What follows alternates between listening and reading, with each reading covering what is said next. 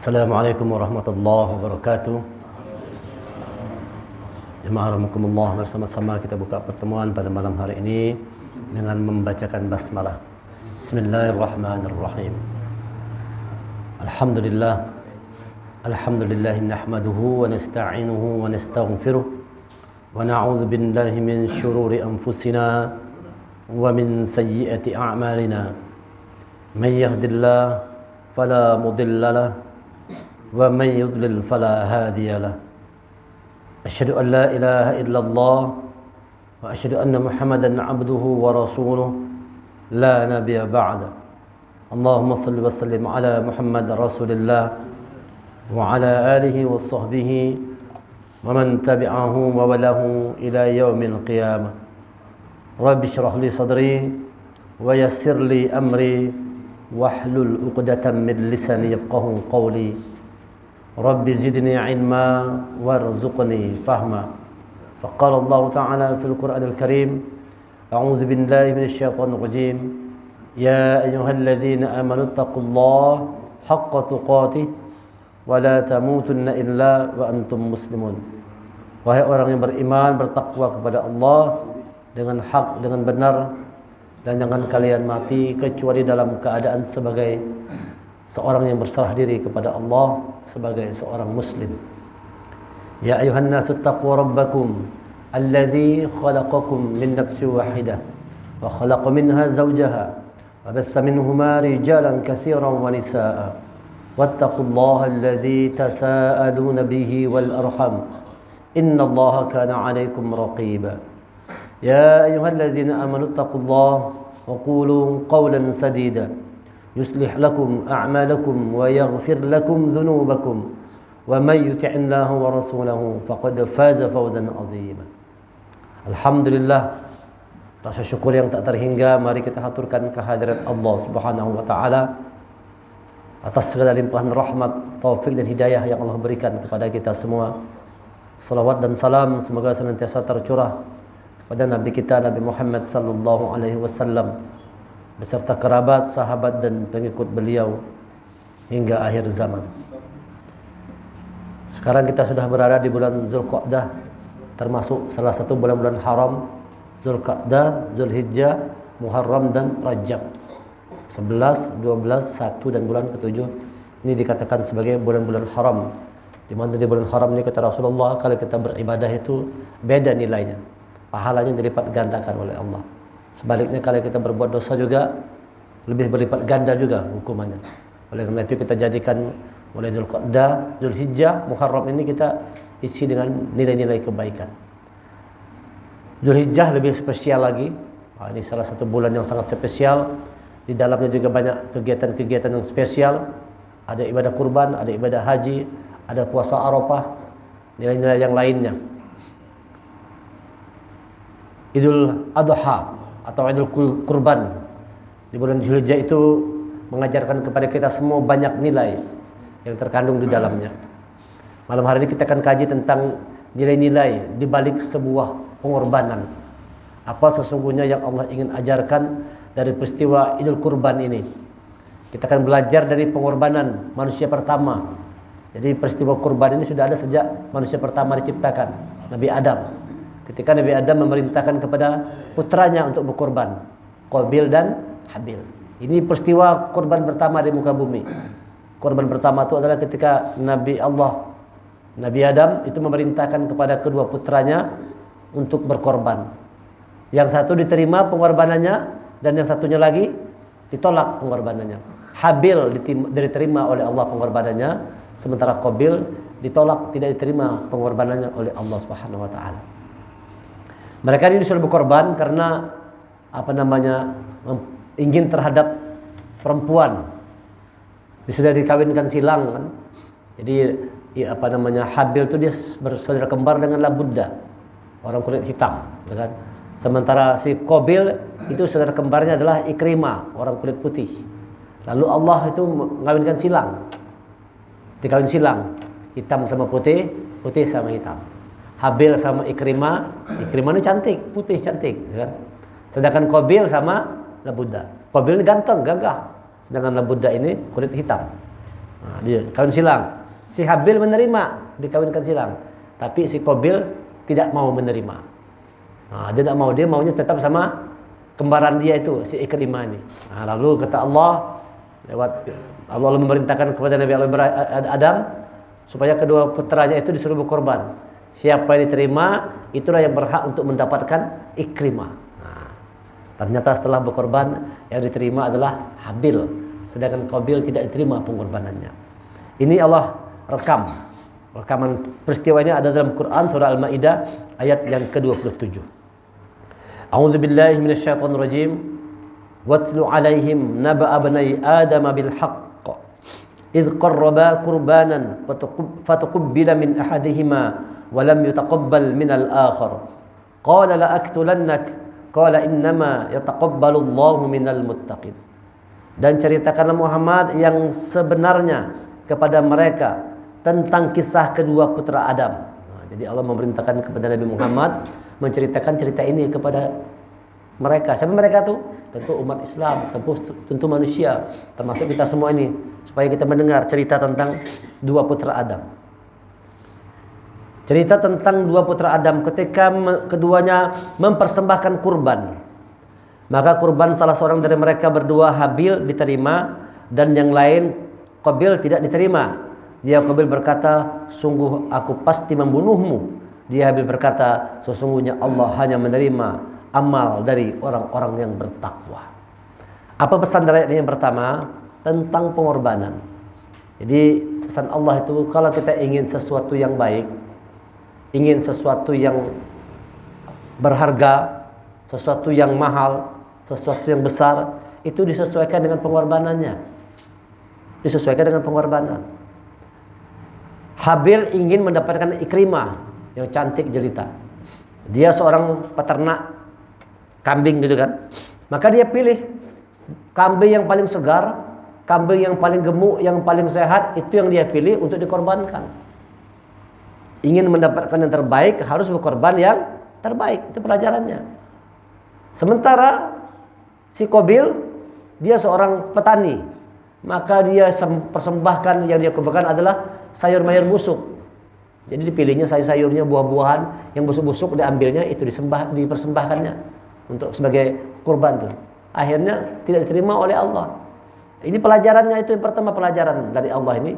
Kita kalau ingin dapatkan sesuatu yang berharga, itu harus siap berkorban yang terbaik. Kalau kita pengen misalnya anak kita tuh jadi anak yang soleh, hafal Quran, pilihkan sekolah yang baik, walaupun kadang-kadang kita harus keluar biaya, walaupun kita harus keluar uang dan sebagainya, demi kita meraih cita-cita anak jadi orang yang sukses.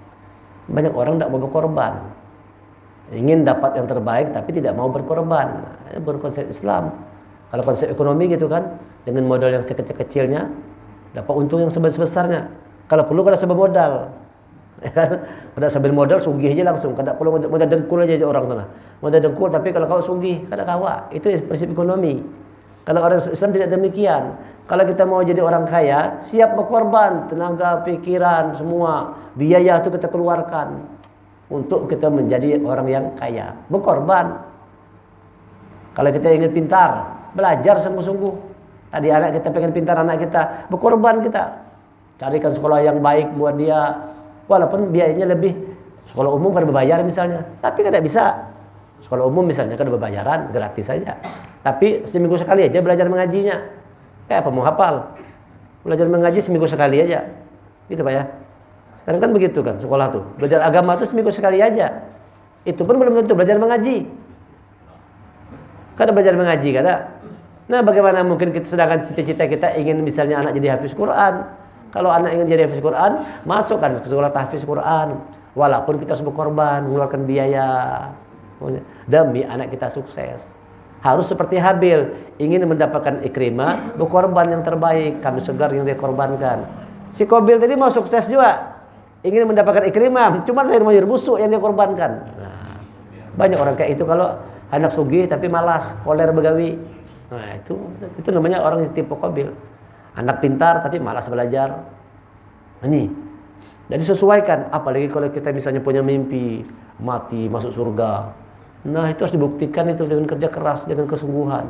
Ingin masuk surga, kalau malas, sholat malas, mengaji malas, kayak apa? Mimpinya masuk surga. Ke masjid kada pernah. Coba tanya semua orang Islam itu mau masuk surga kada? Pasti semua menjawab mau semua. Kalau tanya aja sama seluruh Islam itu. Orang kafir sekalipun tanya, "Ian mau masuk surga, masuk neraka?"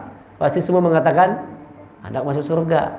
Tetapi amalannya DGB itu amalan neraka. Hendak masuk surga, cuma amalan orang neraka. Gimana bisa masuk surga? Tidak mau berkorban, tidak mau bekerja keras.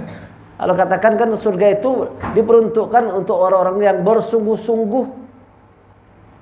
Bersungguh-sungguh. Jadi ibadah kurban itu mengajarkan kita soal nilai pengorbanan. Bukan sekedar kita motong sapi aja, motong kambing. Tapi yang pertama semangat pengorbanan. Tumbuhkanlah dalam diri kita itu semangat pengorbanan kalau mau mendapatkan nilai yang baik. Nah, pengorbanan. Agama Allah ini tidak datang dengan dibawa angin.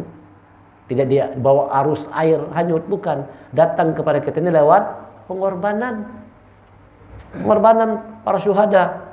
Rasulullah dan para sahabatnya itu berkorban jiwa raga untuk sampai agama Allah ini Islam kepada kita semua. Untuk sampai Quran kepada kita, Rasulullah berkorban jiwa raga. Nah, itu kan sesuai. Ingin mendapatkan yang terbaik, berkorban yang terbaik. Tapi kalau orang hari kurban tuh ada itu yang model kobil tuh, berkorban juga bang. Tapi kan berpesan, kepalanya ke sana kula ajar. Kira pahanya ke sana kula ajar. Nah, berpesan berdahulu kalau berkorban aja, biar aja dapat apakah? Kan memang yang berkorban dapat hak kan, boleh mengambil sepertiga. Kalau yang sakit tuh berpesan berdahulu. Karena aku kepalanya lah ajar. Karena aku pahanya ajar. Nah, berpesan. Berkorban juga tapi ini tadi tuh berkorban tapi jangan-jangan seperti kobel tadi. Kita kalau berkorban korban aja, berikan yang terbaik. Berikan yang terbaik untuk jalan Allah itu. Nah, itu pelajaran yang pertama itu supaya tumbuh semangat pengorbanan. Korban itu hikmahnya dengan berkorban tumbuh semangat pengorbanan dalam diri kita ini. Tumbuhkanlah semangat pengorbanan. Kalau kita mau sukses harus berani berkorban. Tadi kalau mau sukses berdagang berani keluar modal duluan, kalau kan keluar modal duluan. Belum tentu untung lagi kalau nih. Tapi kita berani. Rata-rata orang yang berhasil itu karena orang berani berkorban duluan. Coba kalau ada wani, karena aku tukarakan kalau kena payu kayak apa nih, gagal nih. Nah, ini duit ini pas-pasan aja nih, aku tukarkan bentuk usaha. Kalau pindah usaha ini gagal, jadilah berusaha, batal berusaha, karena takut dengan yang namanya rugi. Orang kalau mau sukses tidak perlu takut rugi, berani berkorban. Berbuat dulu, bagaimana hasilnya Allah yang punya urusan. Tugas kita adalah melakukan yang terbaik. Jadi pelajaran pertama, tumbuhkan semangat pengorbanan dalam jiwa kita itu. Kalau kita mau sukses, harus berani berkorban yang terbaik. Berikan sesuatu yang terbaik. Apalagi kalau kita punya harapan, punya cita-cita ingin dapat surganya Allah, maka berkorban yang terbaik. Berkorban yang terbaik. Sholat kita diperbaiki, baca Quran kita diperbaiki, amal ibadah yang lain diperbaiki, keikhlasan itu dihadirkan. Keikhlasan dihadirkan. Nah, kurban itu supaya kita ikhlas hadir.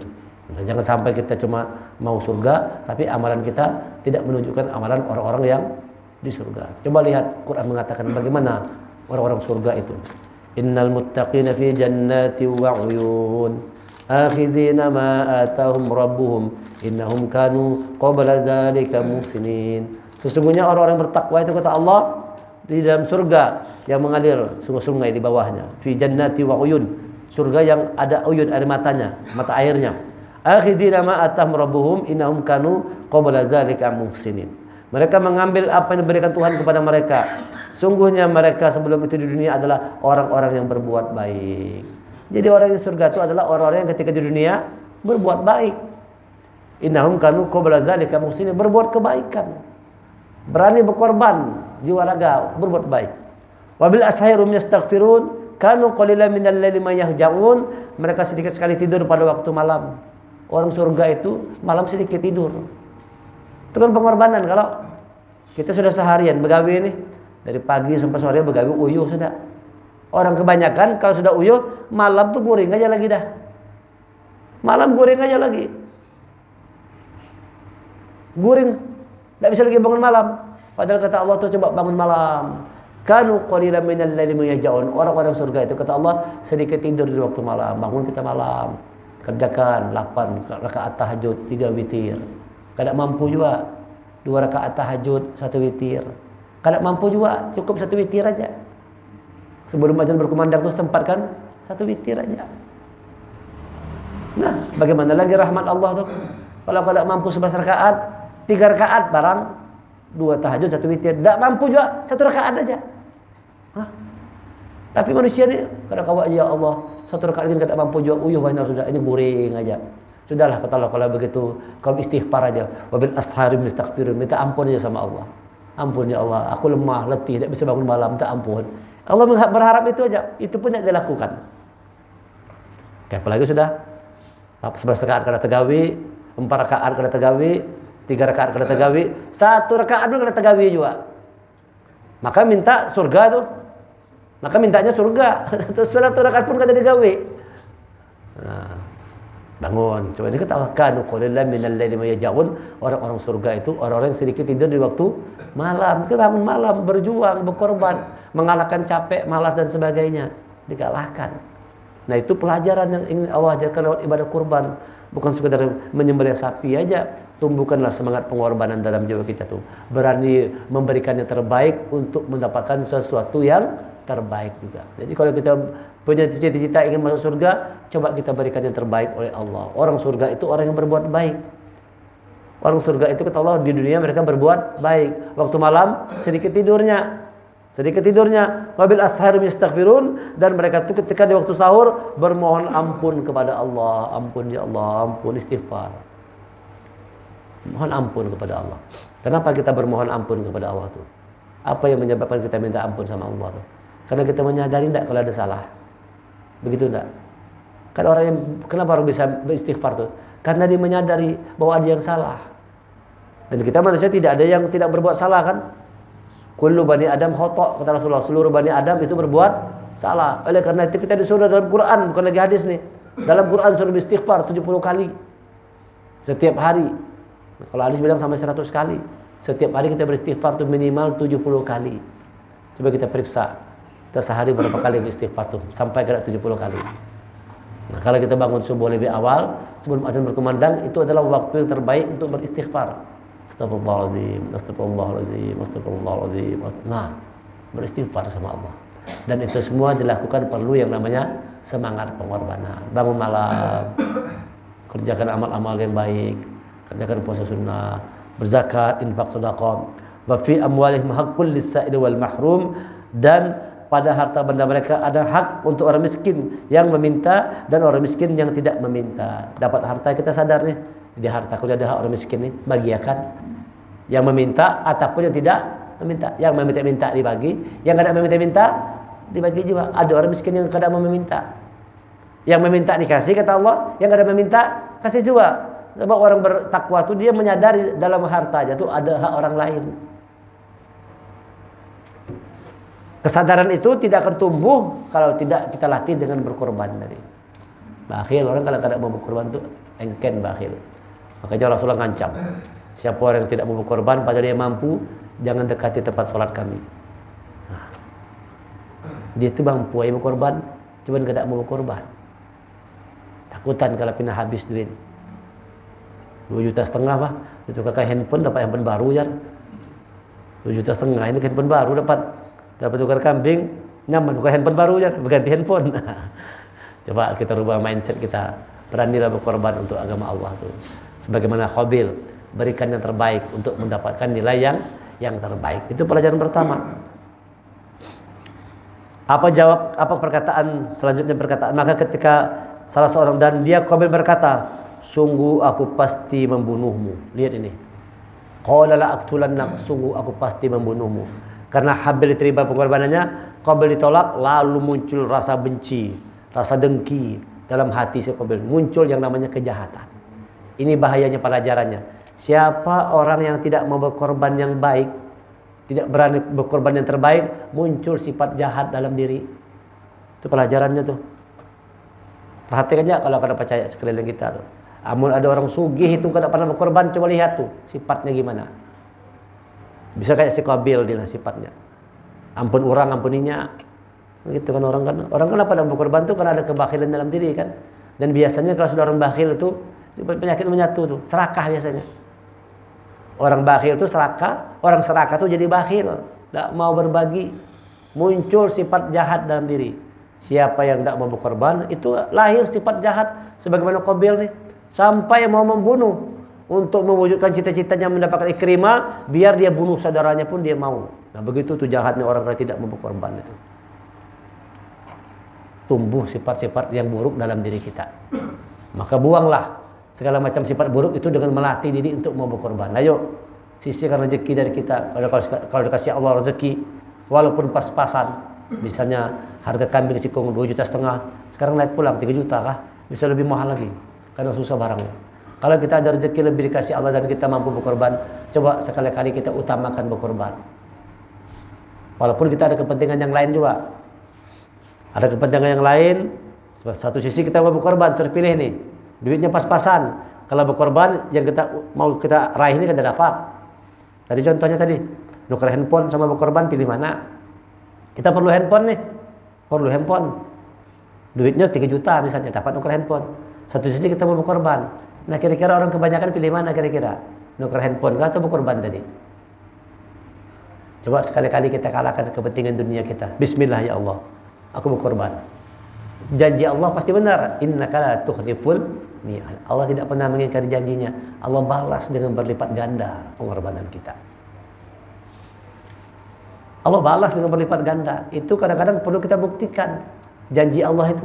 Dan Allah mengatakan, aku sudah berjanji kata Allah kalau ada ketepatnya boleh menuntut manusia ini. Manusia ini boleh menuntut dengan Allah nanti di akhirat. Ya Allah, aku sudah sholat, aku sudah, kenapa aku tidak masuk surga? Boleh menuntut. Tapi Allah mengatakan Allah tidak pernah mengingkari janjinya. Ya, janji Allah itu pasti ditepati. Kalau kita mau berkorban, nanti tunggu waktunya. Sehari, seminggu, sebulan. Nanti handphone itu dapat juga. Kasih Allah juga handphone itu. Allah menguji kalau ini orang ini kadar iman, pilih mana. Sebagaimana Nabi Allah Ibrahim itu diuji oleh Allah kan. Mau dapat anak atau dapat Allah. Bahasanya gitu kan. Cinta anak atau cinta Allah. Pilih salah satunya. Kalau cinta sama Allah, bunuh anak. Sembelih anakmu. Kan berat pilihannya nih. Kalau memang cinta sama Allah, bunuh anakmu.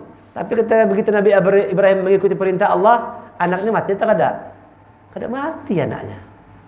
Dapat dia anaknya tadi itu. Allah pengen tahu aja orang ini berani betul kada cinta sama Allah atau kada. Betul kada cinta sama Allah. Nabi Allah Ibrahim dia buktikan dia cinta sama Allah, dia siap mengorbankan anaknya. Masya Allah. Tapi pada akhirnya Allah tahu juga dengan hati Nabi Ibrahim, tidak digantilah Nabi Ismail dengan seekor kibas tadi, domba besar. Diganti dengan bihin azim, dengan korban yang besar, domba besar. Diganti oleh Allah, dapat semuanya. Rahmat Allah dapat, anak pun diberikan oleh Allah. Allah hanya pengen tahu sampai di mana kadar keimanan Nabi Allah Ibrahim. Nah kadang-kadang dalam hidup ini kita kayak itu juga. Ada juga ujiannya. Allah pengen tahu kadar iman kita di mana ini. Nah, pilih handphone tadi atau pilih berkorban. Sekali-kali menangkanlah urusan agama Allah. Bismillah, aku berkorban duluan. Kalau memang Allah berkehendak, insya Allah nanti handphone dapat aja. Yakin ya? Paling itu kan berapa lama tuh, sebulan 2 bulan dapat juga handphone tuh. Janji Allah gitu kan. Nah, ya, pelajaran yang pertama, kalau kita ingin dapatkan nilai yang terbaik, harus berkorban yang terbaik. Pelajaran yang kedua, hikmah yang kedua, orang yang tidak berkorban yang baik, tidak mau berkorban, itu lahir sifat-sifat buruk dalam dirinya. Lahir sifat-sifat buruk dalam diri, sebagaimana Qabil pada ujungnya dikatakan, aku akan bunuhmu. Wah, lihat tuh sifatnya jadi buruk. Pada itu saudaranya sendiri pun mau dibunuhnya demi mewujudkan mimpinya mendapatkan Ikrimah. Lihat ini bahayanya kalau orang tidak mau berkorban, itu bisa mendatangkan sifat-sifat buruk dalam diri kita. Oleh karena itu, ketika kita menyembelih itu, bersama dengan itu juga dalam hati kita, mudah-mudahan segala macam keburukan kita itu mati, hilang, disembelih dari simbolnya. Simbolnya kan binatang, hewan. Maksudnya apa di balik itu? Supaya sifat hewan itu hilang dalam diri, potong. Simbolnya kita memotong sapi, potong kambing, tapi nilainya hikmahnya itu supaya sifat-sifat hewan itu hilang dalam diri kita lewat berkorban tadi. Hilang sifat hewan. Karena banyak manusia yang sifatnya tak ubahnya seperti hewan, dalam Quran dikatakan. Nah, berkorban itu menghilangkan sifat hewaniah tadi, menghadirkan sifat-sifat kemanusiaan. Sifat manusia kepada kebaikan. Sifat hewan itu banyaknya buruk. Coba perhatikan hewan itu, buruk ada sifatnya. Bini orang bini dia kalau Bini kawan bininya itu, kalau hewan kan gitu kan. Mama sendiri kan dia nunya kada pedulinya. Hewan begitu. Ampun orang, ampuninya. Itu kan hewan begitu. Itu kan hewan namanya seperti itu. Kalau manusia seperti itu. Untuk mewujudkan cita-citanya membunuh pun jadi. Itu kan hewan. Hewan kan bisa membunuh untuk mewujudkan keinginannya. Si Qabil ini mau membunuh demi mewujudkan keinginannya. Nah, inilah bahayanya orang yang tidak mau berkorban itu bisa mendatangkan sifat buruk tumbuh subur dalam dirinya. Sifat-sifat hewaniah itu tumbuh subur dalam diri kita. Maka kita perlu berkorban. Itu mengantisipasi jangan sampai lahir sifat hewaniah dalam diri kita. Supaya yang tumbuh subur itu adalah sifat-sifat kemanusiaan, human relationship. Korban itu dia, supaya menghadirkan sifat kemanusiaan dalam diri kita tumbuh subur. Diajarkan berbagi daging semua, bergembira bersama, menjalin hubungan dengan tetangga kiri kanan. Tadinya barangkali ada kada baik, nah ada nanti antarkan daging ke rumahnya, lalu jadi baik hubungan lagi. Itu kan hari berbagi semua. Hari berbagi, hari bergembira, hari kebersamaan. Inti utamanya itu mengajarkan tentang supaya kita ini orang beriman nih, tumbuh rasa kebersamaan.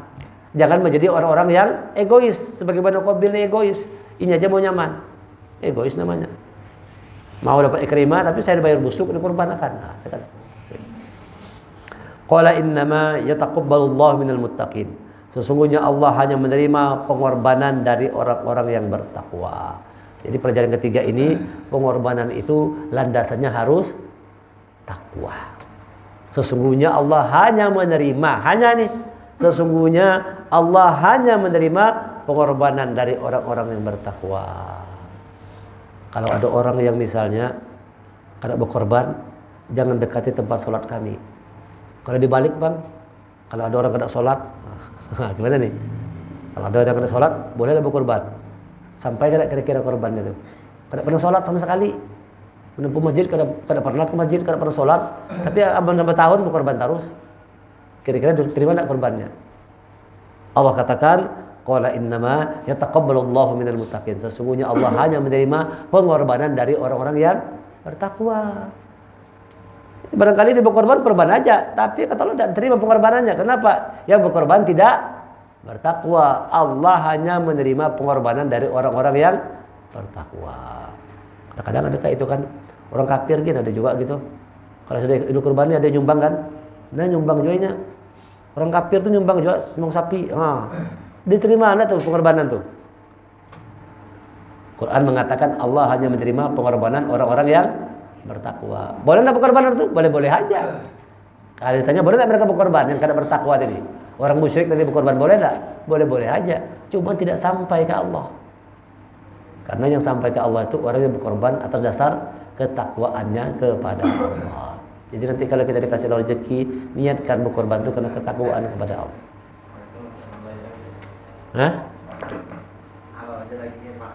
Halal aja.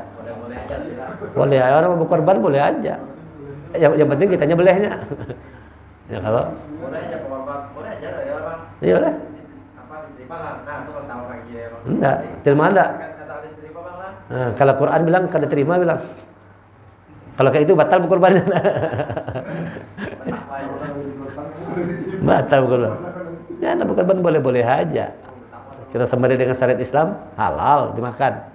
Cuman yang berkorban kada dapat apa-apa. Karena Allah katakan tegas Quran ini, qala innama yataqabbalullahu minal muttaqin. Sesungguhnya Allah itu menerima amal, termasuk berkorban tadi kan, menerima amal dari orang-orang yang bertakwa. Jadi setiap kita beramal itu landasannya takwa kita kepada Allah. Landasannya takwa. Orang mau pemilu misalnya, nanti kan target adalah pemilu 2004. Bagi-bagi duit, bagi-bagi baju, bagi-bagi beras. Diterima enggak? Kalau kita melihat ayat ini, kalau karena ketakwaan diterima kan, tapi kalau niatnya supaya dicoblos, nah, ini kan bukan karena ketakwaan. Boleh enggak? Boleh-boleh aja. Cuma enggak tahu diterima Allah atau enggak itu. Apa namanya? Gratifikasi lah. Ya kalau termasuklah itu gratifikasi. Tapi kan ini pada kan kadang kalau ini cuma memberi aja, terserah pian aja, pintar juga ya. Kami memberi pang, harus memilih kada juga terserah pian. Cuman orang-orang yang sudah menerima kan kada nyaman. Nah, ini. Jadi Quran mengatakan sesungguhnya Allah hanya menerima amal, hanya. Qala innama yataqabbalullah minal muttaqin. Sesungguhnya Allah hanya menerima pengorbanan amal dari orang-orang yang takwa. Jadi kita kalau berbuat baik landasannya karena takwa kita kepada Allah. Jadi pelajaran yang pertama, berikan yang terbaik untuk dapat nilai yang terbaik. Pelajaran yang kedua, siapa yang tidak mau berkorban padahal dia mampu, dia korbankan yang buruk. Qabil itu kan sebenarnya mampu yang terbaik, cuman yang buruk itu bisa mendatangkan sifat-sifat buruk tumbuh dalam diri kita. Lahir sifat-sifat keburukan. Yang ketiga, bahwa yang namanya amal itu landasannya haruslah ketakwaan kita kepada Allah. Allah tidak akan menerima perkorbanan kalau bukan landasannya ketakwaan kepada Allah, takwa kepada Allah. Kita sholat karena ketakwaan, kita mengaji karena ketakwaan, apapun yang kita berinfak, zakat, sedekah karena ketakwaan, kita berkorban karena ketakwaan, bukan kadang-kadang nyaman. Kadang nyaman kena berkorban. Kadang nyaman. Ini disambati orang engken ya. Padahal seorang ini sugih mampu berkorban, kena berkorban. Padahal hati kada mau. Nah, ini bukan takwa. Orang bertakwa itu betul-betul apa yang dilakukan ikhlas semata-mata karena Allah. Nah. Itu yang ketiga. Yang berikutnya, la in basatta ilayya yadaka litaqtulani ma ana bibasiti yadaya ilaika liaqtulak. Inni akhafullah rabbal alamin. Sungguh jika engkau Qabil menggerakkan tanganmu kepadaku untuk membunuhku, aku tidak akan menggerakkan tanganku kepadamu untuk membunuhmu. Lihat ini perkataan Habil. Perkataan Habil adiknya tadi yang bertakwa tadi, seandainya engkau gerakkan tanganmu untuk membunuhku, aku tidak akan menggerakkan tanganku untuk membunuhmu. Lihat itu. Artinya apa nih? Bahwa ketakwaan itu menghadirkan kebaikan. Orang yang tidak bertakwa kan yang datang adalah keburukan. Tapi orang bertakwa itu menghadirkan kebaikan. Tidak mau membalas. Kalau kamu membunuh aku tidak akan membunuhmu. Lihat itu. Itu pelajarannya itu. Jadi kalau akhlaknya. Jadi kalau kita berani berkorban. Makanya ada Quran mengatakan lan tanalul birra hatta tunfiqu mimma tuhibbun. Kalian tidak akan sampai pada satu kebaikan sebelum berinfak. Lan tanalul birra hatta tunfiqu mimma tuhibbun. Kalian tidak akan sampai pada satu kebaikan sebelum menginfakkan sebagian harta yang kalian cintai. Sebagian harta yang kalian cintai. Si Qabil yang dia berikan, yang dia cintai atau yang tidak? Yang tidak dia cintai lagi, sayur mayur busuk yang dia korbankan. Kalau Habil yang dia cintai, ini kambing yang paling segar, yang paling bagus, yang paling baik, itu yang dia korbankan. Padahal dia sayang, tapi berani mengorbankan. Qabil tidak demikian, sayur mayur busuk yang dipilihnya. Nah, ini dia. Jadi pelajaran yang keempat ini bahwa yang namanya ketakwaan, kebaikan, pengorbanan itu akan mendatangkan kebaikan juga, kesabaran, ketulusan, keikhlasan, tidak ada dendam, tidak ada benci, tidak mau musuh, benci sembarang itu tidak mau. Kalau kamu membunuh aku tidak akan menggerakkan tanganku untuk membunuhmu. Tidak mau membalas dia, tidak mau membalas. Orang baik akan datang yang baik. Jadi kalau kita melakukan kebaikan, yang datang juga adalah kebaikan. Kalau kita melakukan keburukan, yang datang juga adalah keburukan. Nah, Quran mengatakan begitu. Aku takut kepada Allah, Tuhan seluruh alam. Lihat ini perkataan si inni akhafullah rabbal alamin. Sesungguhnya aku takut kepada Allah. Nah, jadi orang-orang yang bertakwa kepada Allah itu lahir rasa takut dalam diri. Anak berbuat jahat itu takut. Orang yang bertakwa kepada Allah, orang yang biasa berkorban itu di jalan Allah ya, itu menghadirkan rasa takut kepada Allah. Ingin berbuat buruk itu takut. Inni akhafullah rabbal alamin. Sesungguhnya aku takut kepada Allah, Tuhan seluruh alam. Kalau Qabil kada takut. Ya kalau ada tuh di TV One tuh katanya, bagaimana kita Indonesia yang memaju ya. Kalau orang negeri luar orang tuh ada yang ditakuti ya. Ini sama takut sama ini. Misalnya Korea Selatan takut sama Korea Utara, takut sama dengan Korea Selatan. Orang Amerika takut sama dengan Israel. Ada yang ditakutinya. Orang Indonesia ini jangankan manusia, Tuhan pun tidak ditakutinya deh. Gimana kita mau maju deh? Itu ada acara TV One kapan dulu nih lihat apa tuh di medsos tuh. Orang ini takut sama ini, ada yang ditakutinya katanya. Orang Korea Utara takut sama Korea Selatan, ada yang ditakutinya. Nah kita bangsa Indonesia ini tidak ada yang ditakutinya. Tuhan pun tidak ditakutinya. Nah, gimana mau maju ya? Ya kan, inilah bangsa kita ini. Jadi orang yang berbuat kebaikan itu menghadirkan rasa takut kepada Allah. Jadi kalau saudara selalu berbuat baik, berkorban terbaik, anak berbuat buruk itu takut, takutan kalau pindah Allah. Nah, orang yang biasa berbuat jahat itu ada takutan lagi sudah. Hilang rasa takutnya, putus rasa takut kepada Allah tadi itu. Orang-orang koruptor tuh takutlah sama Allah. Kan ada rasa takutnya lagi dah. Penting dapat duit banyak. Nah, itu ketal bahayanya. Sesungguhnya aku ingin agar engkau kembali dengan membawa dosa membunuhku dan dosamu sendiri, maka engkau akan menjadi penghuni neraka, dan itulah azab bagi orang yang zalim. Diancam oleh Habil, kalau kau bunuh aku nanti kau zalim, kau nanti neraka dapatmu. Tapi apa yang dilakukan? Maka nafsu Qabil mendorongnya untuk membunuh saudaranya, kemudian dia pun benar-benar membunuhnya, maka jadi termasuk orang yang rugi. Pada akhirnya nafsu Qabil buju-buju dibunuhnya Habil tidak membalas, tapi itu kata saya Habil, kau dapat neraka, membawa dosaku dan dosamu. Dosaku dan dosamu kau yang membawanya, karena kau sudah membunuh aku, dan aku tidak akan membunuhmu. Aku takut sama Allah. Qabil tidak takutan sama Allah. Sudah diingatkan, nanti kau masuk neraka. Kalau kau berbuat jahat, kau masuk neraka. Inilah bahayanya. Kalau sudah orang biasa berbuat jahat tuh diancam tuh, kadang-kadang ada takutan. Ikam yang narkoba kena mati. Kalau banyak orang mati, kada apa-apa juga mati ya. Nah, ada kayak gitu. Ada takutan lagi sudah. Kadang-kadang tidak ada rasa takut kepada Allah tuh. Takut akan azab Allah tuh kada ada lagi dah. Mati konyol, akhirnya mati konyol, masuk neraka. Nah, itu yang dibuat oleh Qabil. Sudah diancamkan oleh si Habil, kalau kau berbuat jahat dosa itu dosa, nanti kau masuk neraka. Tidak ada pengaruhnya, tetap dibunuhnya Habil. Inilah orang-orang yang biasa bermaksiat itu hilang rasa takutnya kepada Allah. Hilang takutnya akan azab Allah tuh. Makanya orang mencuri, orang koruptor, orang berzina tuh, karena ada takut pada saat itu tuh. Ada rasa takutnya. Nyaman. Padahal nyaman cuman sesaat. Mati masuk neraka. Ini bahayanya orang-orang yang biasa berbuat keburukan itu. Jadi orang baik itu pelajarannya orang yang dalam ketakwaan itu menghadirkan rasa takut kepada Allah. Sementara orang yang berbuat keburukan itu tidak ada rasa takutnya terhadap Allah. Dia akan melakukan kemaksiatan. Baru pada ujungnya dia menyesal. Dia termasuk orang yang merugi, menyesal. Kenapa bahari kada begini? Kenapa bahari kada begini? Menyesal. Dan kayak Fir'aun itu menyesal kada? Menyesal. Kapan Fir'aun menyesalnya? Sudah anak mati tenggelam.